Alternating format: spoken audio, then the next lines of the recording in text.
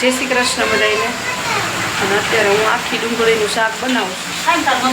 નાની નાની ડુંગળીનું તમને બતાવું. મમ્મીની ફરમાઈશ ઉપર શાક બનાવીશ આપણે. અને માધવને પવન ચક્કી જોઈ છે. જો પ્લેટફોર્મ ઉપર ચડી ગયો છે. તો નાની નાની ડુંગળી લઈને તળી નાખીશું. તમને બતાવું. નાની ડુંગળી જો આવડી જ લેવાની, બહુ મોટી સાઈઝ નહીં. આવી નાની નાની ડુંગળી તળી નાખી છે. અને આમાં બટેટી અને થોડીક ચિપ્સ જેવું કર્યું છે. અમુક મોટા બટેટા હોય એટલે ચિપ્સ જેવા કરી નાખ્યા હોય. આ તળાઈ જશે. અને પછી એનો આપણે ખાલી ટમેટાની ગ્રેવી કરીને વઘાર કરવાનો છે.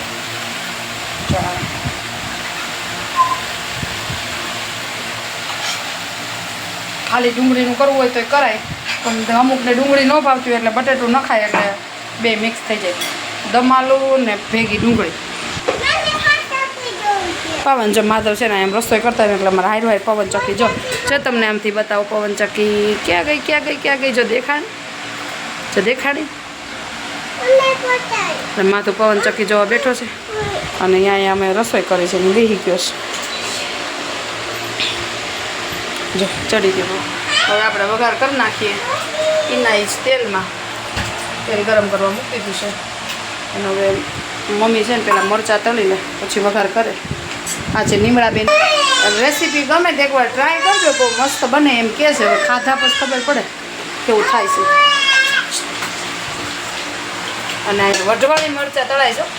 જે બહુ તીખા ખાવાના શોખીન હોય ને એના માટે સ્પેશિયલ છે વઢવાણી મરચાં. તમે વઘાર શેનો કરશો એને? આછો વઢવાણી મરચાં તળાઈ ગયા છે. માધું આગળ હું મરચાં ચોક્કા જોયું. આ સ્ટાઇલ હો મરચાં તળવાની. કેમ કે અહીંયા શું હોય, છોકરા આવ્યા પ્લેટફોર્મ ઉપર ચડી જાય એટલે થોડુંક ધ્યાન રાખવું પડે. જો આમ જોશે. માધુ બધાને હાય કરજો. હાય માધુ આ બધાને કે ડુંગળીનું શાક ખાવું હોય તો આખી ડુંગળીનું શાક ખાવું છે. હા આપણે મરચાં તળાઈ ગયા છે. હવે વઘાર કરી નાખીએ. મરચાં ઉપર નાખી દઈએ મીઠું જીરું. તેલ આવી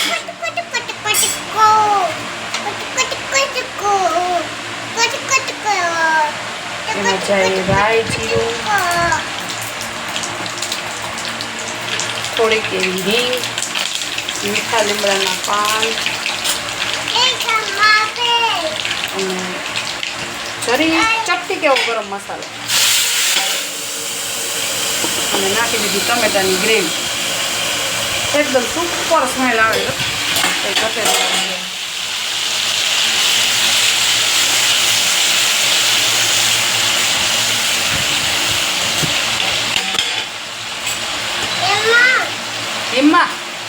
ઈમ્માન બોલાવે છે.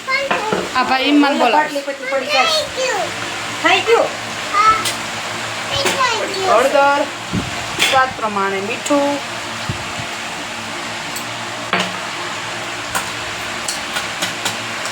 ટમેટા કેવા ખાટા છે ને એ પ્રમાણે થોડોક ટેસ્ટ બેલેન્સ કરવા માટે થોડીક એવી ખાંડ નાખવાની. મધુ ત્યાં છે કે નો રેડી છે. અને હવે આપણે એને છે ને થોડીક વાર ખાવા દઈએ. એમાં જો ગ્રેવી બનાવી હતી ને એમાં થોડુંક પાણી નાખીને અંદર મિક્સ કરી દીધું. હવે આપણે એને ઉકળવા દઈએ. પછી આપણે ડુંગળીને ટમેટા નાખશું.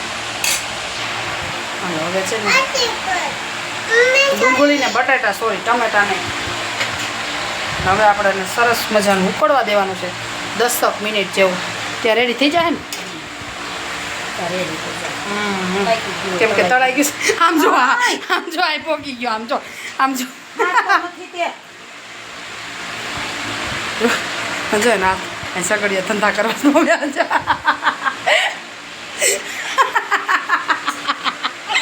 મારું માથ્યું.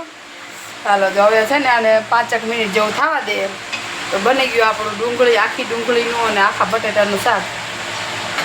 અને હવે રેડી થઈ જાય ને પછી હું તમને બતાવીશ. અને વિડીયો ગમ્યો હોય તો વિડીયોને શેર કરજો, લાઈક કરજો અને છે ને એકવાર ટ્રાય કરજો ને પછી કોમેન્ટ કરજો કે તમને ટેસ્ટમાં કેવું લાગ્યું. એકદમ સિમ્પલ આપણા ઘરના મસાલામાંથી હોટલ જેવા ટેસ્ટમાં બને. અને છે ને હોમમેડ મસાલો બનાવ્યો છે. ન ખીજાતા આવો મમ્મી, મમ્મી ખીજા. આપણું મસ્ત મજાનું શાક બની ગયું છે. બટેટા આખા ને આખી ડુંગળી, ખાલી ડુંગળી નાખવી હોય તો ન ખાય. તો પછી એમાં છે ને બહુ અમુક માણસોને ન ભાવતું હોય બહુ ડુંગળીનું શાક, એટલે આખું બટેટું નાખી દઈએ ને તો બે દમાલું ને ભેગું આખી ડુંગળીનું મિક્સ થઈ જાય અને પાણી નાખીને ઉકળવા મૂકી દો. મમ્મીએ છે ને હુકવણી કરી કોથમીર મસ્તીની, જો ફૂલ હોતી હો, જો એમ થાય કે છે.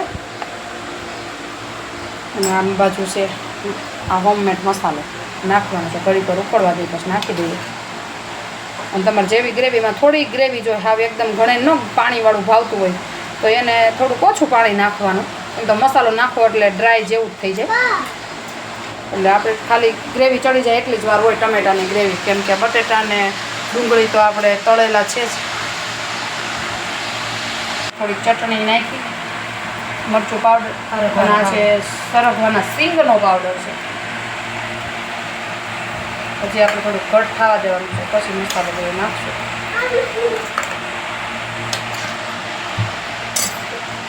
આવું એકદમ મસ્ત ઘટ થઈ જાય ને પછી આપણે મસાલો નાખવાનો છે. નાખી દેવાનો મસાલો. આમાં છે કોથમીર ને થોડોક હોમમેડ મસાલો બનાવેલો છે. જો આ હુકવણી કરેલી કોથમીર છે, તમને એવું લાગે ને લીલી છે. હા છે ને નીમળાબેનની કારીગરાઈ છે. બની ગયું પંજાબી જેવું, એકદમ રેસ્ટોરન્ટ જેવું.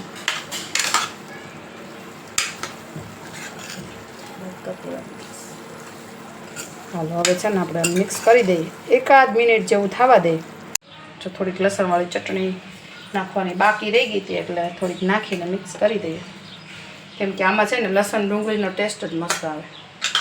તો વિડીયો ગમ્યો હોય તો વિડીયોને શેર કરવાનું ભૂલતા નહીં. ચેનલ પર નવા હોય તો સબસ્ક્રાઈબ કરજો અને એક નાનકડી એવી કોમેન્ટ કરજો. એને બહુ ડુંગળી શાક ભાવતું હોય ને એકવાર ટ્રાય કરજો. અંકિતભાઈ બાય બાય. હા, અને અંકિતભાઈ જોતો હોય ખાસ તો તું કહેતો હોય તમે તને કુરિયર કરી દે. રાજકોટ આવી ગયો હોય ત્યાં જ પૂગી ચાહે, સુરત ન પૂગે હો. એટલે તું પહેલાં કોમેન્ટ કરજે. જો તને ભાવે ને એવું જ બનાવીશ મસાલેદાર.